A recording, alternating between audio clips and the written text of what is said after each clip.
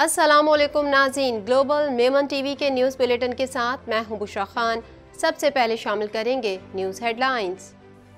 कोई सियासी जमात पाकिस्तान मुखालिफ है ना गद्दारों पर मुश्तमिल। सदर मुमलिकत का कहना है कि सब पर जोर देता रहा हूं कि मौजूदा सूरत हाल का हल तलाश करें। सबसे गुजारिश करता हूं कि ठंडे और गहरे सांस लें। इमरान खान की 100 से जायद केसेस में गिरफ्तारी से रोकने के हुक्म में 31 मई तक तौसी। नैब ने अलकादिर ट्रस्ट केस का टाइटल तब्दील करके उन्हें दोबारा तलब कर लिया। इस्लामाबाद नैब दफ्तर ने बुशरा बीबी को कल तलब कर लिया। क्रिप्टो करेंसी की रोकथाम के लिए इंटरनेट से क्रिप्टो करेंसी सर्विस बंद करने का फैसला। स्टेट बैंक और वजारत IT ने क्रिप्टो करेंसी बंद करने पर काम शुरू कर दिया। क्रिप्टो करेंसी से मुतालिक सॉफ्टवेयर के इस्तेमाल पर पाबंदी होगी। पाक भारत टेस्ट सीरीज नजम सेठी ने ऑस्ट्रेलिया इंग्लैंड को ग्रीन सिग्नल दे दिया।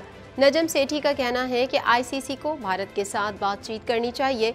साल 2007 के बाद से दोनों टीमें टेस्ट फॉर्मेट में एक दूसरे के मद्दे मुकाबिल नहीं आईं। महकमा मौसमियात की मुल्क के मुख्तलिफ हिस्सों में बारिश की पेशगोई। बास मकामात पर ज़ालाबारी की तवक्को। कराची में मौसम शदीद गर्म और खुश्क रहने का इम्कान। हेडलाइंस आपने जानी और अब खबरें तफसील के साथ। पाकिस्तान भर में नुमाइंदगान का वसी नेटवर्क, हर खबर जानने के लिए देखते रहिए TNN TV। 1.25 करोड़ की आबादी पर मुश्तमिल कराची मेट्रोपॉलिटन सिटी में सेहत के हवाले से अस्पताल तो बहुत, लेकिन फिजियोथेरेपी सेंटर नायाब हैं। अल्हम्दुलिल्लाह हमने इस कमी को पूरा करते हुए गुलिस्तान जौहर में ज़ुबैदास फिजियोथेरेपी सेंटर का आगाज कर दिया है।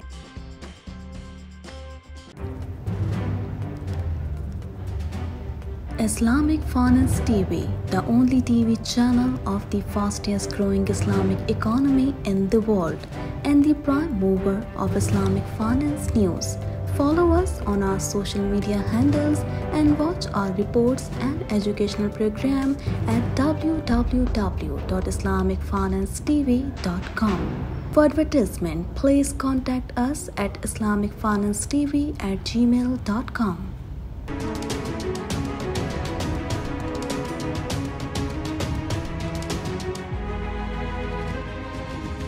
सदर मुमलिकत डॉक्टर आरिफ अलवी का कहना है कि मुझे ये कहने में कोई तामुल नहीं कि आज की कोई भी सियासी जमात कभी भी पाकिस्तान मुखालिफ नहीं रही और ना ही वो गद्दारों पर मुश्तमिल है। मजीद जानते हैं इस रिपोर्ट में।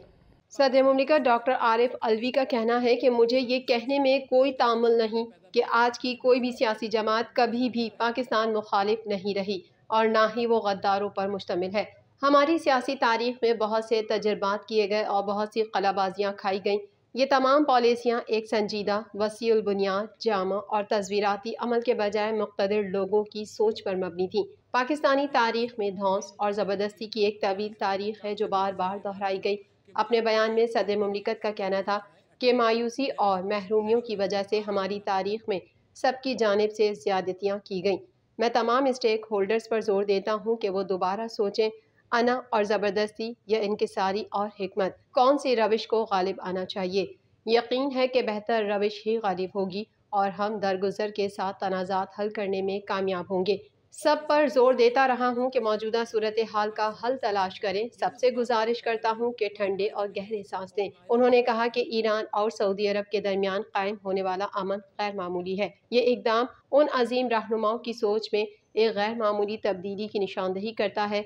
सऊदी और ईरानी क़यादत दहाइयों पुरानी दुश्मनी ख़त्म करने पर तारीख़ में याद रखी जाएगी, लेकिन क्या हमारी क़यादत भी ईरान और सऊदी क़यादत जैसी अज़मत का मुज़ाहरा कर सकती है। उन्होंने कहा कि जमातों और रहनुमाओं को गद्दार और रियासत मुखालिफ करार देने की हमारी तवील तारीख़ 1951 में रावलपिंडी साजिश केस से शुरू होती है। फैज साहब और उस वक्त के फौजी एहलकारों के गद्दार होने का तस्वुर भी नहीं कर सकता। फातिमा जिन्ना सदर अयूब खान के खिलाफ इलेक्शन लड़ी तो उन्हें बतौर उम्मीदवार बदनाम किया गया और रियासत मुखालिफ करार दिया गया। डॉक्टर आरिफ अलवी ने कहा कि एक नौजवान के तौर पर वालिद के हमरा फातिमा जिन्ना के जनाजे में शरीक था, जहां फातिमा जिन्ना के जनाजे में चंद अफराद की नारेबाजी की वजह से आंसू गैस फायर की गई, जिसकी वजह से हुजूम मुश्तदिद हो गया।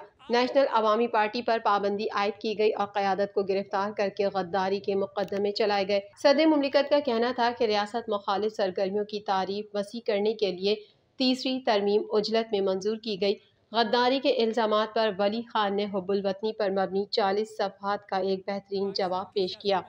इस्लामाबाद हाई कोर्ट ने साबिक वज़ीर आज़म इमरान खान के खिलाफ 100 से ज़ायद केसेस में गिरफ्तारी से रोकने के हुक्म में 31 मई तक तौसी कर दी। मज़ीद तफसीलात इस रिपोर्ट में। इस्लामाबाद हाई कोर्ट ने साबिक वज़ीर आज़म इमरान खान के खिलाफ 100 से ज़ायद केसेस में गिरफ्तारी से रोकने के हुक्म में 31 मई तक तौसी कर दी। साबिक वज़ीर आज़म और चेयरमैन PTI इमरान खान के खिलाफ अल कादिर ट्रस्ट केस का टाइटल तब्दील करके उन्हें दोबारा तलब कर लिया गया। मीडिया रिपोर्ट के मुताबिक ज़राए का बताना है कि कौमी एहतसाब ब्यूरो ने इमरान खान को 18 मई को तलब कर लिया है। उन्हें केस से मुतालिका दस्तावेजात भी हमरा लाने की हिदायत की गई है। इमरान खान के खिलाफ अल कादिर ट्रस्ट केस का टाइटल तब्दील करके national crime agency 190 million pound scandal कर दिया गया। दूसरी जानिब अल कादिर ट्रस्ट केस में कौमी एहतसाब ब्यूरो इस्लामाबाद ने साबिक वज़ीर आज़म इमरान खान की अहलिया बुशरा बीबी को कल तलब कर लिया।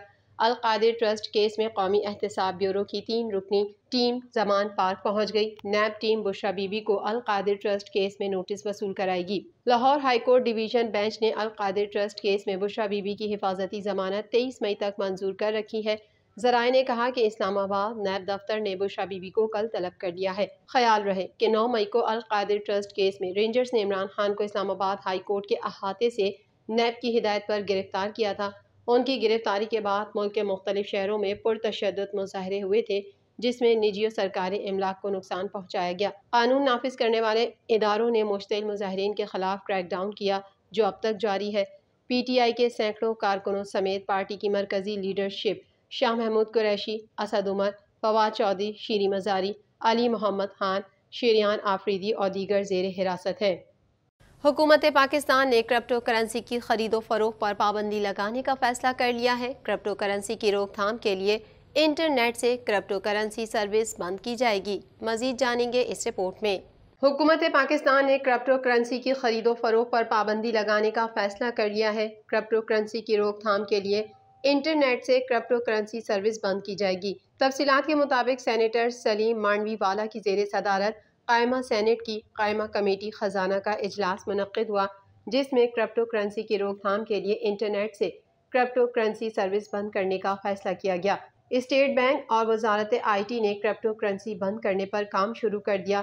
क्रिप्टो करेंसी से मुतालिक सॉफ्टवेयर के इस्तेमाल पर पाबंदी होगी। स्टेट बैंक ने क्रिप्टो करेंसी से मुतालिक ब्रीफिंग में कहा कि क्रिप्टो करेंसी मार्केट $2.8 ट्रिलियन से कम होकर $1.2 ट्रिलियन रह गई है। Director state bank Suhail Jawad ने कहा कि क्रिप्टो करेंसी हाई रिस्क है, जो सिर्फ हवाई करेंसी है। ये टोटल फ्रॉड है। पाकिस्तान में कभी इसकी इजाज़त नहीं दी जाएगी। उन्होंने कहा कि क्रिप्टो है क्या, इसका किसी को कुछ नहीं पता। क्रिप्टो करेंसी में पाकिस्तानी इन्वेस्टमेंट पर FIA और FMU कार्रवाई कर रहा है। क्रिप्टो करेंसी की 16,000 से ज़ायद करेंसी बन चुकी है, जिनको कोई इस्तेमाल नहीं करता। आयशा गौस पाशा ने कहा कि क्रिप्टो करेंसी की इजाज़त नहीं दी जाएगी। यह हसास मामला है। हम अभी FATF से निकले हैं। ये मामला रिस्क से भरपूर है, इससे दूर रहना चाहिए। पाकिस्तान में क्रिप्टो करेंसी को कभी लीगल नहीं किया जाएगा। Director state bank Suhail Jawad ने कहा कि 2018 में बैंकों को कहा गया था कि कोई इस करेंसी में लेन देन ना करे। इस जैसी करेंसियों का निशाना हमारे जैसे मुल्क हैं। इस करेंसी को रेगुलेट और मॉनिटर नहीं किया जा सकता।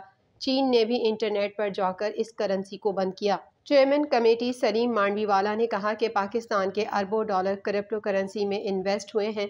मैं कई लोगों को जानता हूँ जो क्रिप्टो करेंसी में कारोबार कर रहे हैं।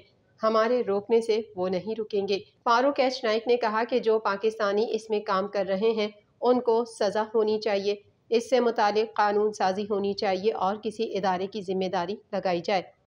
Pakistan cricket board management committee के सरबराह नजम सेठी ने रिवायती हरीफों पाक भारत टेस्ट सीरीज के लिए इंग्लैंड और ऑस्ट्रेलिया को न्यूट्रल वेन्यू के तौर पर ग्रीन सिग्नल दे दिया। मजीद तफसीलात इस रिपोर्ट में।